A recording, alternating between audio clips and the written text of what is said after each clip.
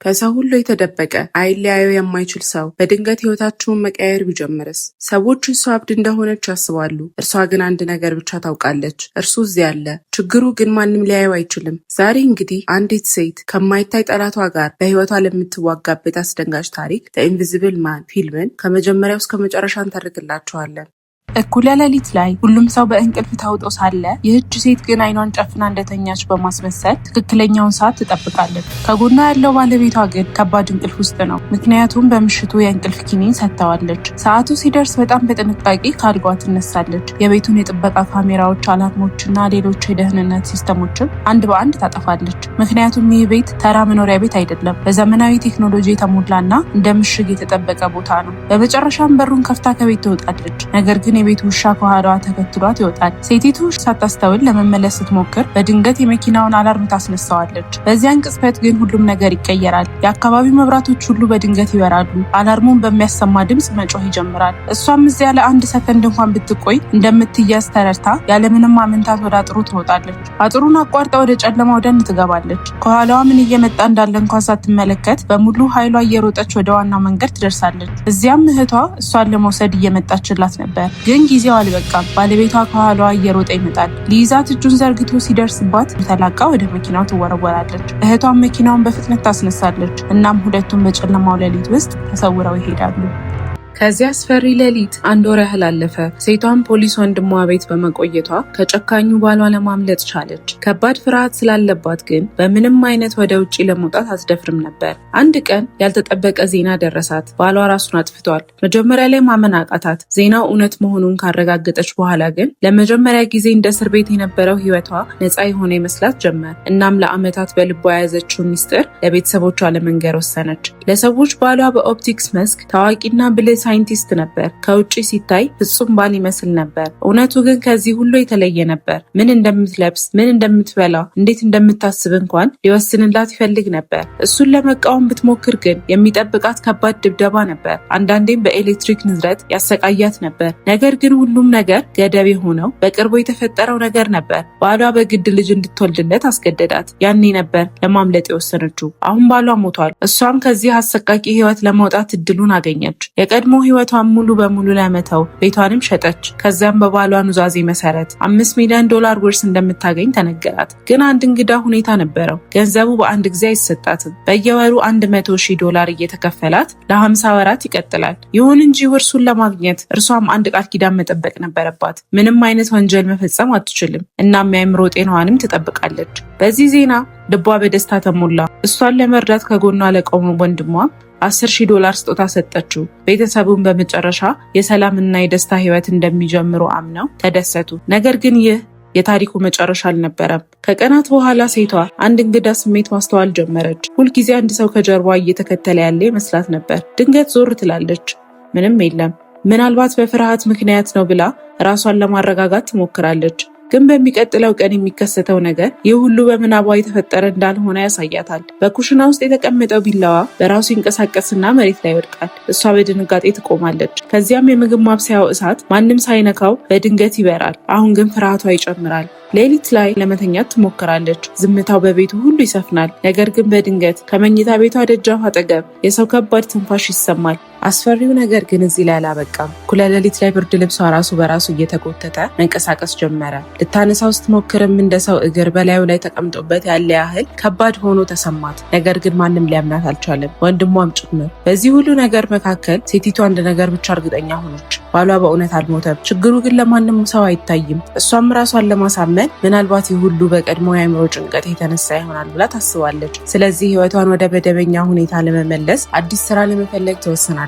በአንድ ኩባንያም የስራ ቃለ መጠይቅ ላይ ትገኛለች። ሁሉም ነገር በመደበኛ ሁኔታ እየሄደ ሳለ ድንገት ራሷን ስታ ትወድቃለች። በፍጥነት ወደ ሕክምና ተቋም ተወስዳ ምርመራ ሲደረግላት ዶክተሮቹ በደሟ ውስጥ ከፍተኛ መጠን ያለ የእንቅልፍ መድኃኒት ያገኛሉ። እርሷ ግን በጣም ትደነግጣለች።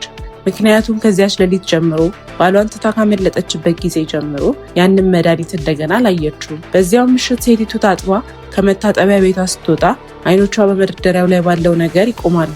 ያ እሷ በዚያች ሌሊት ይዛው የሸሸችው የእንቅልፍ መድኃኒቱ ብልቃጥ። አሁን ግን እሷ እንደምትሰማው ነገር ምናብ አልነበረም። በህይወቷ ውስጥ የማይታይ ሰው እየተመላለሰ ነበር። በማግስቱም ጠዋት ወደ ባለቤቷ ወንድም ቤት በመሄድ እባክህ ወንድምህ ድራማውን ያቁም፣ በህይወት እንዳለ አውቃለሁ ብላ ትጮኻለች። የባሏ ወንድም ግን ነገሩ አልገባውም። አስክሬኑን በገዛ አይኑ ማየቱንና አመዱን በሳጥን ውስጥ ማስቀመጡን ይነግራታል። በተጨማሪም እሱ እኮ ከመሞቱ በፊት አይምሮን አብዶ እንድትጨርስ የሚያደርግ ስነ ልቦናዊ ማሰቃያ መንገድ የሚያክሰው ነው። እሱ አልተሸሸገም። አላማው አንቺን አብደሽ እንድትጨርሽ ማድረግ ነው ሲል ሊያስረዳት ይሞክራል። ማንም ሊያምናት አልቻለም። ድጋፍ ፍለጋ ወደ እህቷ ስትሄድም እህቷ በእጅጉ ተናዳ ትጠላታለች። ምክንያቱም በዚያው ጠዋት ከሴቲቱ ኢሜል አድራሻ ለእህቷ ስድብና የዛቻ መልእክት ደርሷት ነበር። ወደ ቤት ተመልሳ ኮምፒውተሯን ስታይ መልእክቱ በእርግጥም በእርሷ አካውንት መላኩን ታረጋግጣለች።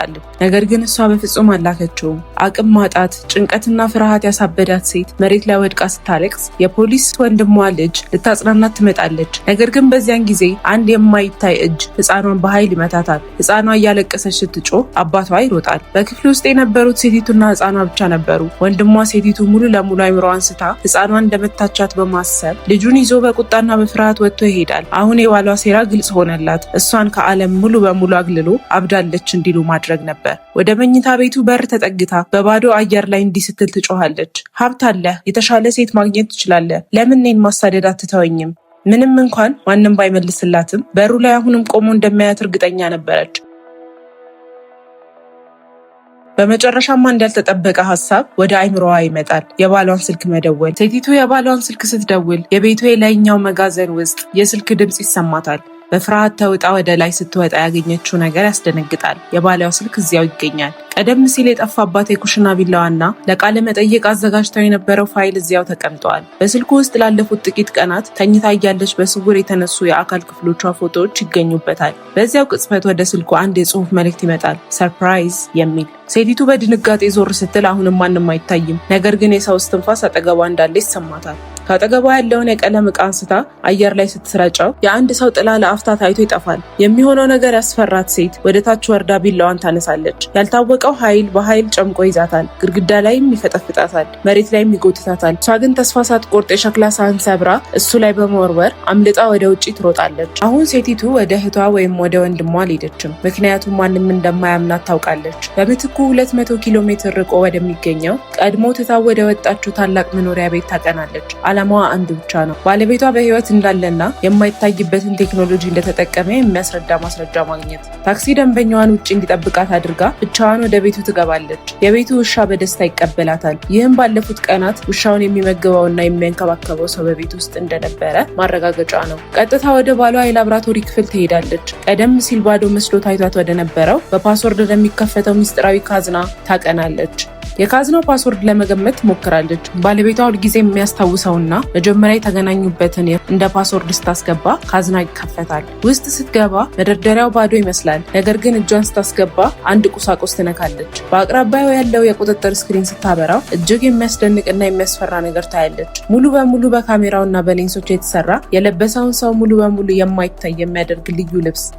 አሁን ሚስጥሩ ሙሉ በሙሉ ተገለጠ። ባሏ አልሞተም። ይህንን የላቀ የብርሃን ቴክኖሎጂ ልብስ ለብሶ ነበር ሁልጊዜም ቢሆን ከጎኗ ሆኖ ሲያሳድዳትና አይምሮዋን ሲያናጋት የነበረው። ሴቲቱ የባሏን የማይታይ ልብስ ካገኘች በኋላ ነገሩን ለመግለጽ ብትሞክርም ማንም ሊያምናት አልቻለም። ይባስ ብሎ እህቷ በካፌ ውስጥ በድንገት አንገቷ ተሰይፎ ስትሞት ወንጀሉ በሴቲቱ ላይ ተሳቦ በአይምሮ ህመምተኞች ማቆያ እንድትታሰር ተደረገ። ፖሊስ ወንድሟ ሴቲቱን አብዳለች ብሎ በማመኑና አስቀድሞ ከቤቱ ስላባረራት በጽኑ ይጸጸት ነበር። በማቆያ ቦታው እያለች ግን ሌላ አስደንጋጭ ዜና ተሰማ። ሴቲቷ አርግዛለች። እሷ ሁልጊዜ ወሊድ መከላከያ እንክብል ትወስድ ነበር። ነገር ግን ባሏ እንክብሉን በስውር ቀይሮት እንደነበር ተገነዘበች። በዚህ ጊዜ ባለቤቷ የፈለገውን ያህል ቢጨክን ልጁ እንዲጎዳ እንደማይፈልግ አወቀች። ስለሆነም ታላቅ አደጋ ደገሰች። እስክርቢቶ አውጥታ ራሷን ለመግደል ስትሞክር የማይታየው እጅ በድንገት እጇን ይዞ አስቆማት። በክፍሉ ውስጥ ግብግብ ተፈጠረ። የጥበቃ ሰራተኞች ድምፅ ሰምተው ሲመጡ ከማይታየው ፍጡር ጋር ተጋጩ። የማይታየው ሰው የጥበቃዎቹን መሳሪያ እየቀማ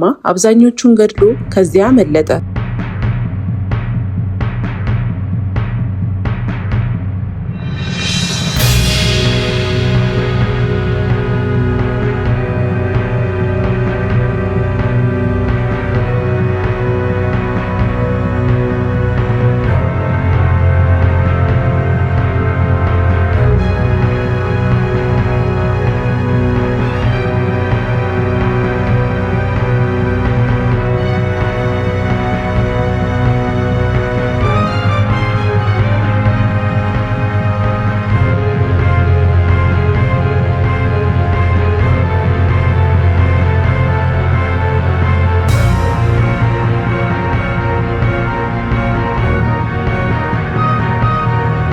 የማይታየው ሰው ከመጠለያው ካመለጠ በኋላ ሴቲቱን ይዟት የወደፊት ዓላማውን ነገራት። ከኔ ጋር መዋጋት ከፈለግሽ ከአጠገብሽ ያሉትን የምትወጃቸውን ሰዎች በሙሉ አንድ በአንድ ገላቸዋለሁ። ከመጀመሪያው ጀምሬ የፖሊስ ወንድምሽን ልጅ እገላታለሁ በማለት ሴቲቱም በድንጋጤ በፍጥነት ወደ ወንድሟ ቤት ደወለች። ራሷም እየሮጠች ወደዚያ አመራች።